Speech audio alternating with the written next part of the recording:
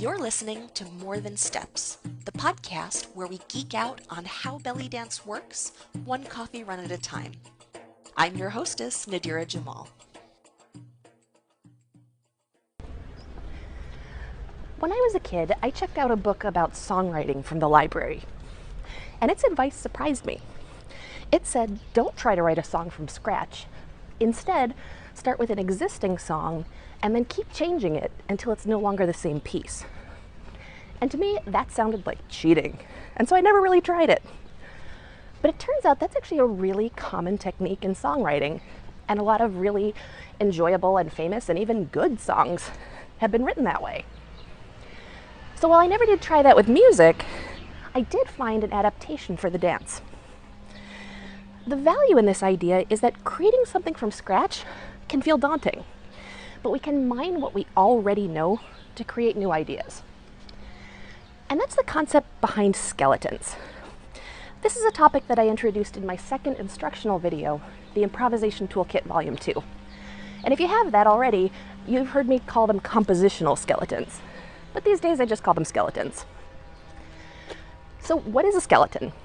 Well, it's what's left if you start with a combo and then take away all the movements. You might have traveling patterns left over, a particular timing, a particular usage of different body parts, or using different movement qualities. This may make more sense if we talk through an example. So let's say your combo is just step hip forward and then a shoulder shimmy turning. If you take the moves out, you have traveling forward with a sharp accent on every other beat and turning with a vibrating movement. But that's not the only interpretation. You could say that when you take the moves out, you still have traveling forward with a focus on the hips and then doing something in place with a focus on the upper body. So there's no single correct skeleton for any combination. It's what you see and you interpret. So why does this matter? What can skeletons do for us? Well, for one thing, they make a great creativity prompt. It lets you create new and interesting combinations without having to pull them out of thin air. You can think of them sort of like Mad Libs for your dance. So if you're feeling uninspired, or if you're in a playful mood and just want a jumping off point, these are a great place to start. Skeletons are also great for creating structure in your dance. If you use the same skeleton to create different combinations within the same piece, it creates a sense of unity and continuity that helps the audience follow your train of thought. And that makes your dance more interesting. Skeletons are also good for quick decisions. When you're improvising, reusing a skeleton to create new combos is a faster and less stressful way than trying to create them out of thin air. But it goes deeper than that. Skeletons can also teach you about the ingredients that go into the dance. If you watch other dancers and try to identify the skeletons that they use, that will give you a lot of insight into how they put moves together, what compositional elements they favor, and how they interact with the music. Focusing on the skeletons can also help you make the dance your own.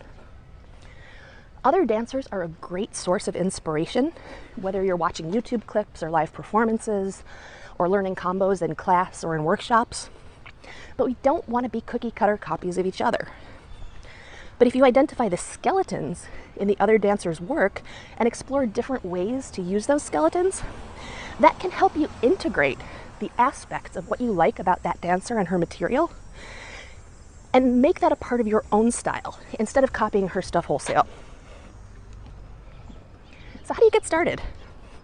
Well, the first thing is to make it a habit of identifying the skeleton when you encounter a new combo.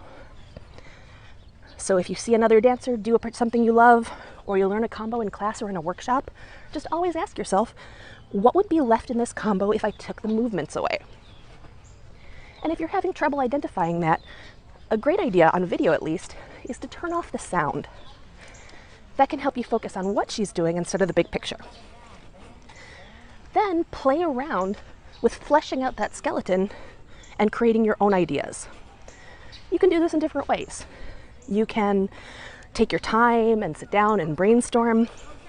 Or if your focus is improvisation, you can just put on some music and repeat that skeleton over and over again, trying on as many ideas as you can.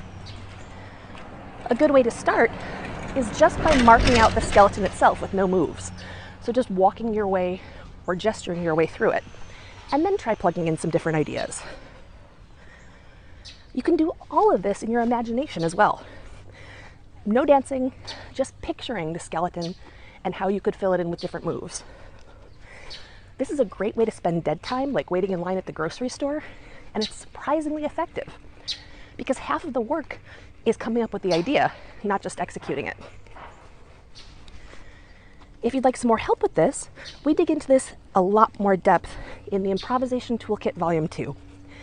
We break down some examples from live performances, identify the skeletons, and then practice using them to create new combos in the moment. You can find that at bellydancegeek.com/store. Thanks for listening. For more geektacular resources, visit bellydancegeek.com.